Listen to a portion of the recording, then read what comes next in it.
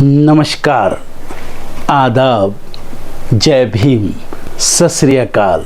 मैं हूँ माजिद सिद्दीकी और आप देख रहे हैं फोकस हिंदुस्तान न्यूज़ चैनल। आज की ख़ास खबरें सब्सक्राइब करें, लाइक करें, शेयर करें। फिर आऊँगा एक ताज़ा खबर को लेकर माजिद सिद्दीकी।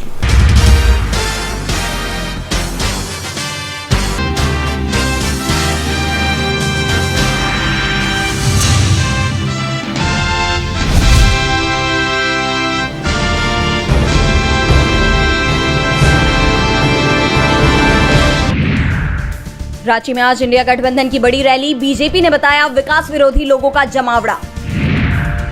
लोकसभा चुनाव का घमासान जारी। डोंगरगांव में सीएम योगी और प्रियंका गांधी की जनसभा। एक दूसरे पर जमकर बरसेंगे दिग्गज नेता। मध्य प्रदेश में पूरी ताकत झोंकेंगे राहुल गांधी। आज सतना में करेंगे प्रचार। आसपास की दूसरी सीटों को भी साधने की कोशिश। केंद्र सरकार के खिलाफ होगा विपक्ष का हल्ला बोल। झारखंड में आज होगी विपक्षी दलों की बैठक। सीएम चंपाई सोरेन बोले हक मार रही केंद्र सरकार। लोकसभा चुनाव के लिए बीजेपी ने बहाया पसीना। आज रायपुर जाएंगे अमित शाह। बड़ी जनसभा को करेंगे संबोधित। बीजेपी प्रत्याशी कुंवर सर्वेश सिंह के निधन पर अखिलेश यादव बोले वे हमेशा याद किए जाएंगे। तिहाड़ को मिलेगा नया महानिदेशक। हालात में सुधार लाना होगी बड़ी चुनौती। जेल से संगीन वारदात को अंजाम दे रहे गैंगस्टर। पूर्व मंत्री स्वामी प्रसाद मौर्य को हाईकोर्ट से नहीं मिली राहत। गैर जमानती वारंट को निरस्त करने की मांग खारिज। ममता के गढ़ में हुंकार भरेंगे बीजेपी के नेता। राजनाथ सिंह आज करेंगे बंगाल का दौरा। दार्जिलिंग और मुर्शिदाबाद में करेंगे जनसभा। यूपी के 15 जिलों में हीट वेव का अलर्ट। दिल्ली में चलेगी तेज हवाएं। जापानी नौसेना के 2 हेलीकॉप्टर क्रैश। 8 लोग थे सवार। प्रशांत महासागर के तट पर विमान मिले क्षतिग्रस्त। वेस्ट बैंक के शरणार्थी शिविर में इजरायली सेना का बड़ा ऑपरेशन। 14 लोगों की गई जान। विस्फोटक उपकरण बरामद। यूक्रेन इजरायल को मिलेगी $95 अरब की अमेरिकी मदद। राष्ट्रपति बाइडेन के अनुरोध के बाद प्रतिनिधि सभा में प्रस्ताव पारित। बीती रात यूक्रेन ने किया रूस पर ताबड़तोड़ हमला। मॉस्को ने आसमान में ही नष्ट किए 50 ड्रोन। म्यांमार में सेना और विद्रोही गुटों के बीच भड़का संघर्ष। 1300 लोग भागे थाईलैंड। ईपीएफओ में फरवरी में शुद्ध आधार पर 15.48 लाख सदस्य जुड़े। 3 लाख से ज्यादा महिलाएं भी शामिल। रिटायरमेंट के बाद नहीं होगी इंश्योरेंस की टेंशन। 65 की उम्र के बाद भी मिलेगा बीमा। तुअर दाल ने बढ़ाई सरकार की चिंता। जमाखोरी पर होगी सख्त कार्रवाई। अमेरिका में बैन हो सकता है टिकटॉक। यूएस हाउस ने किया प्रभावी प्रतिबंध के लिए वोट। यात्रियों के लिए जरूरी खबर। आज करीब 76 ट्रेनें रहेंगी रद्द। कई गाड़ियों का बदला गया रूट। लोकसभा चुनाव के पहले चरण का मतदान हो चुका है। 21 राज्यों में 102 लोकसभा सीटों के लिए लोगों ने मतदान किया। अब 26 अप्रैल को दूसरे चरण का मतदान है। इस बीच बंगाल की मुख्यमंत्री ममता बनर्जी ने चुनाव आयोग पर कई गंभीर आरोप लगाए। दीदी का कहना था कि भारतीय चुनाव आयोग ने पीएम मोदी और बीजेपी के लोगों को आराम देने के लिए मतदान की तारीख 1 जून तक रखी है, ताकि बीजेपी के लोग भारत के संसाधनों का जमकर उपयोग कर सके और उन्हें चुनावी प्रचार का पूरा वक्त मिले। बता दें, बीते दिन ममता बनर्जी मालदा जिले के गाजोल पहुंची थी, जहां टीएमसी उम्मीदवार और पूर्व आईपीएस अधिकारी प्रसून बनर्जी के समर्थन में एक सार्वजनिक बैठक को संबोधित करते हुए ममता बनर्जी ने कहा कि 19 अप्रैल से 1 जून तक चुनाव निर्धारित किए गए हैं, ताकि मोदी और उनके कैबिनेट सहयोगी खास विमानों से यात्रा कर सके और जमकर प्रचार कर सके। हर चरण से पहले उन्हें हम पर हावी होना है। ममता बनर्जी ने आगे कहा, पहले चुनाव मई तक समाप्त हो जाते थे, लेकिन इस साल इसे 1 जून तक बढ़ा दिया गया है, ताकि पीएम मोदी सैन्य विमानों से विभिन्न स्थानों का दौरा कर सके, जबकि दूसरी ओर हेलीकॉप्टर हमें स्वयं की व्यवस्था से जुटाने के लिए कहा गया है। इन हेलीकॉप्टरों को बीजेपी नेता बुक करा रहे हैं, ताकि हमें वो ना मिल सके। लोगों को चिलचिलाती गर्मी में काफी असुविधा हो रही है, लेकिन मोदी इससे बेपरवाह है, क्योंकि बीजेपी नेता सभी सुविधाओं के साथ चुनाव प्रचार कर रहे हैं। इतना ही नहीं, बनर्जी ने आरोप लगाया कि चुनाव आयोग मोदी और उनके पार्टी के सहयोगी की तय की गई लाइन पर चल रहा है। बता दें, 2019 लोकसभा चुनाव में 7 चरणों का मतदान 11 अप्रैल से 19 मई तक हुआ था और इस बार 19 अप्रैल से 1 जून तक मतदान हो रहा है, जबकि 4 जून को रिजल्ट जारी किए जाएंगे। उधर आयोग को घेरने के साथ ही दीदी ने इस दौरान सीपीआईएम और कांग्रेस पर बीजेपी को बढ़ावा देने का आरोप लगाया और लोगों से गैर टीएमसी उम्मीदवार को वोट नहीं देने का आग्रह किया। दिल्ली शराब घोटाला मामले में सीएम अरविंद केजरीवाल तिहाड़ जेल में बंद है और अब उनकी सेहत खराब बताई जा रही है। इस मामले में शुक्रवार को केजरीवाल की याचिका पर कोर्ट में सुनवाई हुई, जिसमें उन्होंने अपनी डाइट को लेकर कोर्ट में दलीलें दी थी। इसे लेकर दिल्ली सरकार में मंत्री सौरभ भारद्वाज ने शनिवार को प्रेस कॉन्फ्रेंस की। सीएम केजरीवाल के स्वास्थ्य को लेकर मंत्री सौरभ भारद्वाज ने बड़ा दावा किया है। दिल्ली के लोगों को मुफ्त स्वास्थ्य की सुविधा देने वाले जनता के चुने हुए सीएम को दवा नहीं दी जा रही है। केजरीवाल कह रहे हैं कि उनका शुगर लेवल बढ़ा हुआ है, उन्हें इंसुलिन चाहिए, तो उन्हें इंसुलिन देने से मना किया जा रहा है। जेल में धीरे धीरे केजरीवाल की जान ली जा रही है। सौरभ ने कहा कि एक शुगर के मरीज को इंसुलिन न देने से उसकी नसें कमजोर होने लगती हैं। उन्होंने आगे कहा कि नसों के कमजोर होने से धीरे धीरे शरीर का एक एक अंग जैसे लीवर, फेफड़ा और दिल आदि भी फेल होने लगते हैं और एक दिन मरीज मल्टी ऑर्गन के फेलियर के चलते अपनी जान गंवा देता है। केजरीवाल के साथ ऐसा ही करने की साजिश रची जा रही है।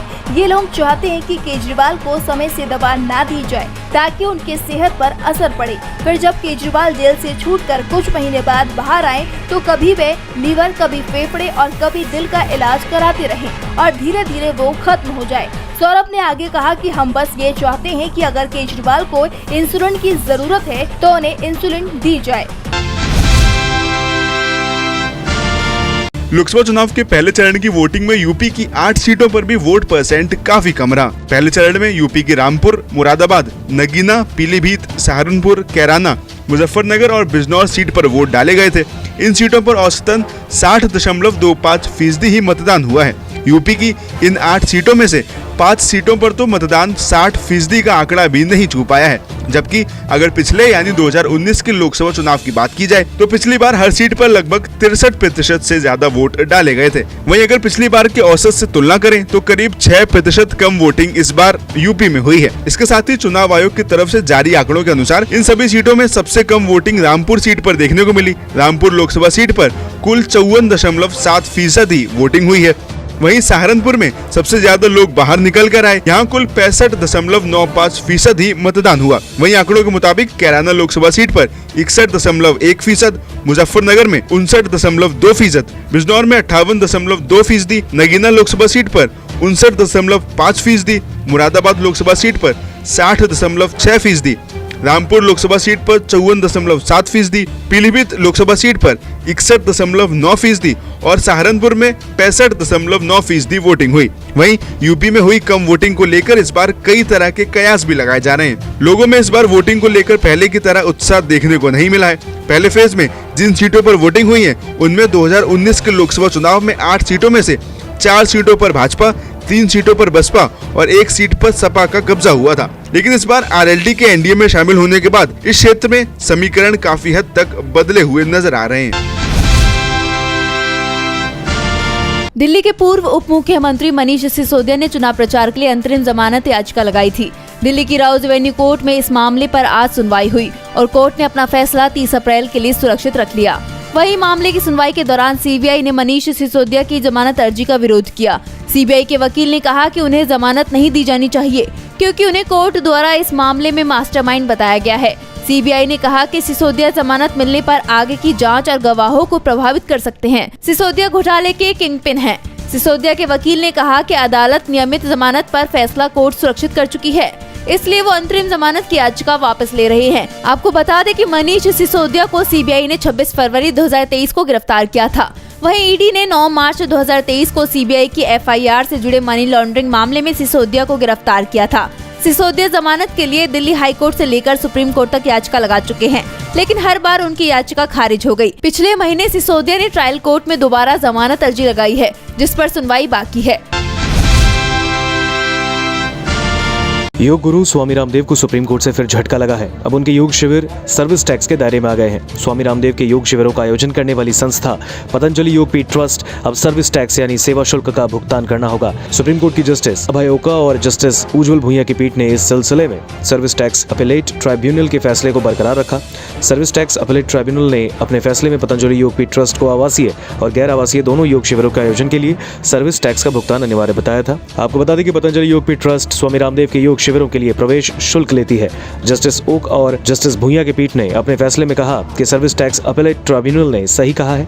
प्रवेश शुल्क लेने के बाद तो शिविरों में योग एक सेवा सर्विस है, हमें ट्राइब्यूनल के आदेश में हस्तक्षेप करने का कोई कारण नहीं दिखता, लिहाजा पतंजलि योगपीठ ट्रस्ट की अपील खारिज की जाती है। इसी के साथ अदालत ने सीमा शुल्क, उत्पाद शुल्क और सेवा कर अपीलीय ट्राइब्यूनल यानी CESTAT की इलाहाबाद पीठ के 5 अक्टूबर 2023 के आदेश में हस्तक्षेप करने से इनकार किया। सीमा शुल्क और केंद्रीय उत्पाद शुल्क, मेरठ रेंज का आयुक्त ने पतंजलि योगपीठ ट्रस्ट से जुर्माना और ब्याज समेत अक्टूबर 2006 से मार्च 2011 के दौरान लगाए गए ऐसे शिविरों के लिए लगभग 4.5 करोड़ रुपए अदा करने को कहा था। ट्रस्ट ने दलील दी थी कि वो ऐसी सेवाएं प्रदान कर रहा है जो बीमारियों के इलाज के लिए और ये health and fitness service category के तहत टैक्स योग्य नहीं। लेकिन ट्राइब्यूनल ने कहा कि पतंजलि योगपीठ ट्रस्ट का यह दावा किसी भी सकारात्मक सबूत द्वारा समर्थित नहीं कि वो व्यक्ति को होने वाली विशिष्ट बीमारियों के लिए उपचार प्रदान कर रहा है।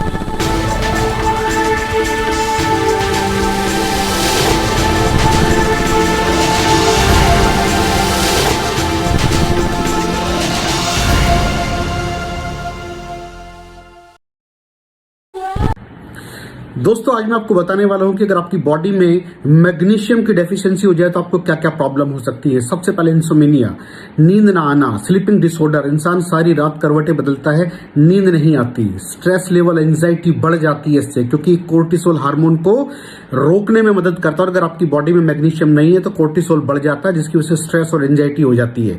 मूड स्विंग्स, इंसान को पता नहीं चलता उसके मूड स्विंग्स होते हैं, थोड़ी थोड़ी देर में गुस्सा आना, थोड़ी थोड़ी देर में चिड़चिड़ापन होना, क्योंकि ये सेरोटोनिन हार्मोन को बढ़ने में मदद करता है। अगर आपकी बॉडी में less magnesium is equal to less serotonin, और सेरोटोनिन हैप्पीनेस का हार्मोन है। अलावा इसके ये फटीग को भी कम करता था। अगर आपकी बॉडी में मिनरल डेफिशिएट है, अगर आपकी बॉडी में मैग्नीशियम नहीं है तो आपको थकावट बहुत जल्दी फील होगी, जरा सा काम करती है आपकी बॉडी थक जाएगी। पुअर डाइजेस्टिव सिस्टम, ये डाइजेस्टिव सिस्टम को भी मैनेज करने में बड़ा शानदार रोल प्ले करता है, और अगर इसकी डेफिशिएंसी है तो कॉन्स्टिपेशन, डायरिया जैसी प्रॉब्लम हो जाती है। माइग्रेन, बहुत खतरनाक प्रॉब्लम है माइग्रेन, अगर डेफिशिएट है आपकी बॉडी मैग्नीशियम से तो आपको माइग्रेन की प्रॉब्लम भी हो सकती है। ब्लड प्रेशर, अगर आपकी बॉडी में मैग्नीशियम कम है तो आपको ब्लड प्रेशर की प्रॉब्लम हो सकती है। इरेगुलर हार्ट बीट, ये हार्ट बीट का बढ़ जाना, कम हो जाना, बढ़ जाना, कम हो जाना, मैग्नीशियम डेफिशिएट होने की निशानी है। ऑस्टियोपोरोसिस, बोन हेल्थ वीक हो जाती है, क्योंकि आपकी बॉडी का 60% जो मैग्नीशियम है वो आपकी बोन्स के अंदर होता है। अगर आप बाहर से मैग्नीशियम नहीं ले रहे हैं तो आपकी बॉडी जो है वो हड्डियों में से लेना शुरू कर देती है, जिसकी वजह से ऑस्टियोपोरोसिस की प्रॉब्लम भी हो सकती है, आपकी हड्डियां कमजोर हो जाती हैं। और मसल क्रैम्पिंग, मसल क्रैम्प, नस पे नस का चढ़ जाना, मसल्स पे अकड़ जाना, बिल्कुल चलना मुश्किल हो जाता है। तो मसल क्रैम्पिंग भी तभी होती है जब आपकी बॉडी में मैग्नीशियम की डेफिशिएंसी हो। और दोस्त, हमारे यहाँ 90% से ज्यादा लोग मैग्नीशियम डेफिशिएंसी के शिकार हैं। कहां से मिलेगा मैग्नीशियम, कितनी मात्रा में लें, किस क्वालिटी का लें? तो उसका जवाब है वेस्टीज प्राइम CMD। इसके अंदर आपको भरपूर मात्रा में मैग्नीशियम मिलेगा, आपकी सारी प्रॉब्लम सॉल्व हो जाएगी। Thank you so much. दर्शकों, देख लिया आपने हमारे वीडियो को। हमें खुशी होगी कि आपने हमारे न्यूज़ को लाइक किया और दूसरों को शेयर किया।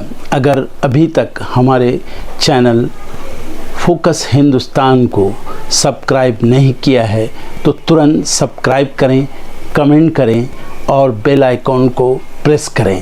हम हाजिर हैं खबर के लिए।